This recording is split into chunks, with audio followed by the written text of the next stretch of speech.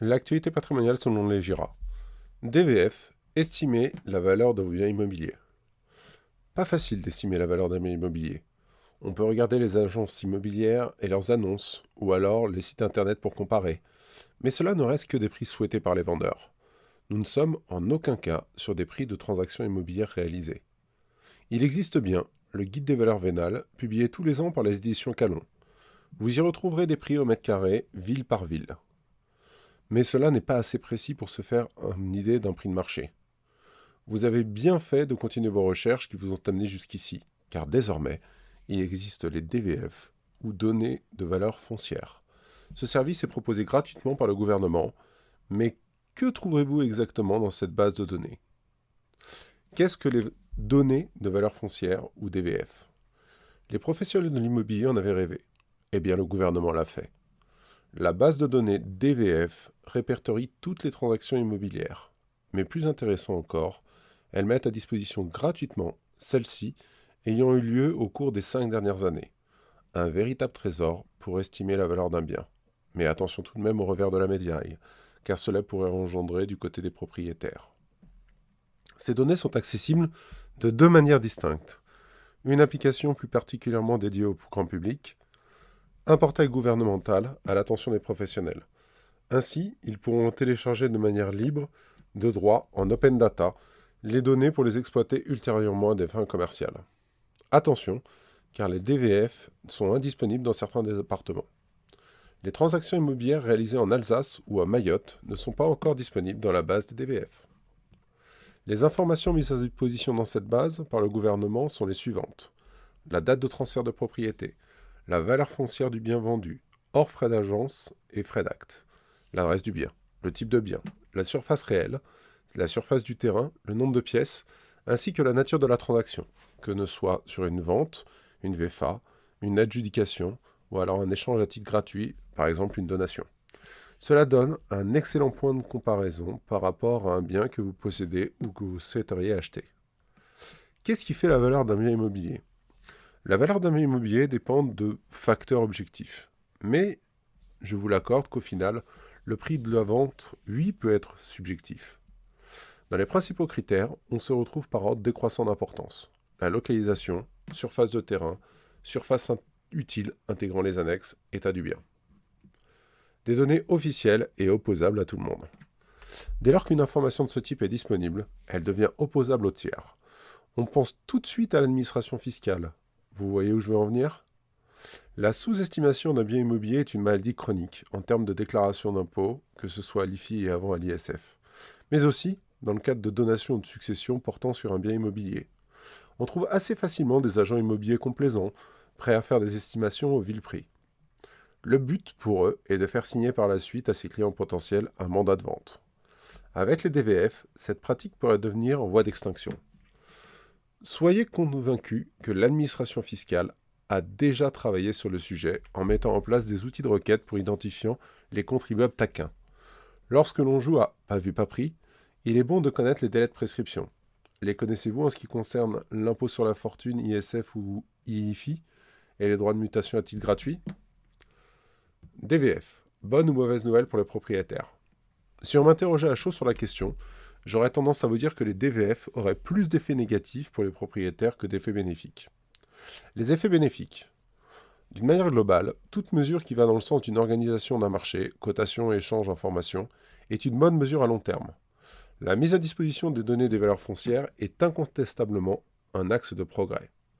Une simplification administrative des déclarations fiscaux.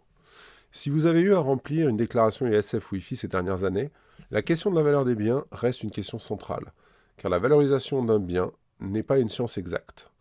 Vous n'avez qu'à faire venir 3 agents immobiliers pour faire estimer votre bien et vous rendre compte.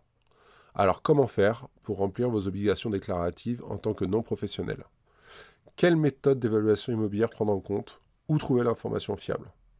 Sauf si vous habitez dans une zone peu urbanisée, la DVF va vous permettre d'établir une valeur vénale de vos biens grâce à la méthode comparative. Vous utilisez peut-être déjà cette méthode avant, mais sur les prix de vente annoncés, comportant une marge de négociation et de frais d'agence. Ces données ne vous plaisent pas? Après, libre à vous de pondérer en fonction de critères subjectifs dès lors que vous êtes en mesure de les défendre. Un excellent moyen pour vendre votre bien dans les meilleures conditions. Au final, le vendeur est obnubilé par le prix net vendeur qu'il récupérera dès la vente immobilière de son bien réalisé. Il faudra éventuellement retirer à cela l'impôt sur la plus-value immobilière.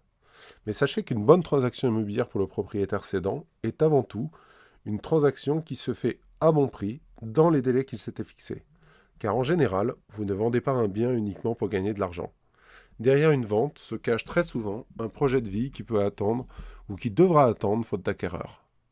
Si votre bien immobilier est bien placé et qu'il ne se vend pas, c'est qu'il n'est pas au bon prix. De ce fait, partir sur un prix de vente réaliste en fonction des conditions de marché immobilier vous évitera de perdre du temps. Vous économiserez de l'énergie par la même occasion en arrêtant les discussions de marchands de tapis pouvant faire planer le doute sur la valeur de votre bien. Une valeur foncière baisée par les frais d'agence. Je vous avoue ne pas comprendre le parti pris d'avoir retranché les frais d'agence pour calculer la valeur foncière d'un bien dans les DVF. Car même si les frais d'agence sont à la charge du vendeur, en cas de transaction par un agent immobilier, la valeur du bien et le prix payé par l'acheteur est bien le prix net de frais d'agence. Ce dernier n'est pas prêt à surpayer un bien pour un service rendu à la partie adverse, le vendeur. Un moyen pour les acquéreurs de ne pas payer ou surpayer leur acquisition. Lorsque l'on est acquéreur, on peut être aveuglé par le côté affectif. C'est d'autant plus vrai en cas de coup de cœur dans l'acquisition de sa résidence principale. Et pour ne pas passer à côté du bien, de ses rêves, on serait tenté de faire une offre au prix sans réfléchir. À l'aide d'un simple smartphone, vous pourrez vous faire une idée fiable du prix du marché dans le secteur convoité. Il serait étonnant qu'aucune vente ou mutation n'ait été réalisée dans les 5 dernières années. Alors, les effets pervers de la DVF. Toute mise à disposition d'informations sur le marché peut avoir de mauvais côtés, car en général, nous verrons ensemble que cela nuit essentiellement aux personnes mal attentionnées.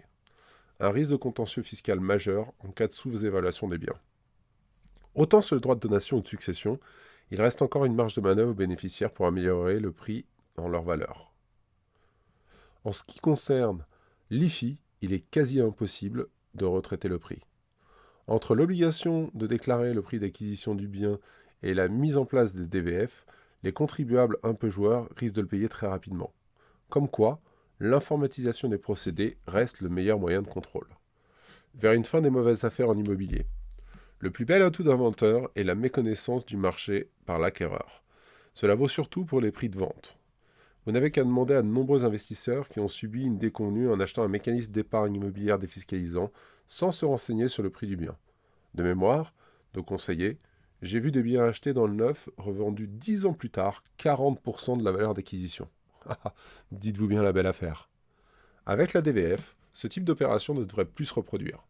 Cela va clairement dans le sens de la protection du vendeur.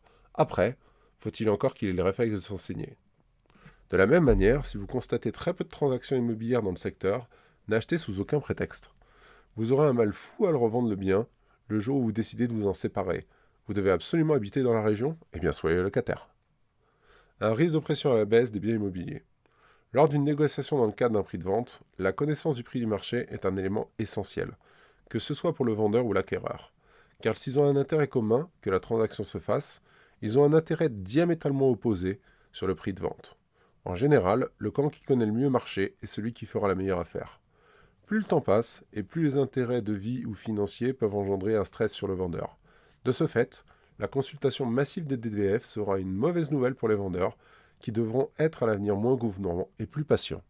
En tout cas à court terme, le temps que le marché se régule, éventuellement de lui-même.